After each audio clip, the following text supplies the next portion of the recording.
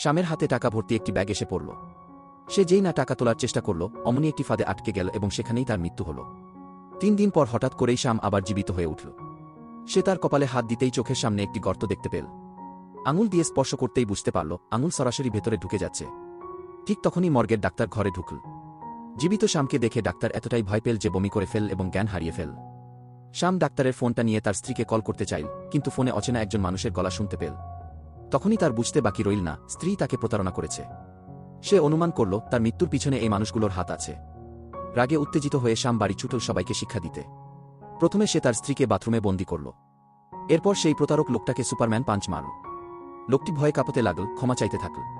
কিন্তু শ্যাম ছাড়ার মেজাজে নেই।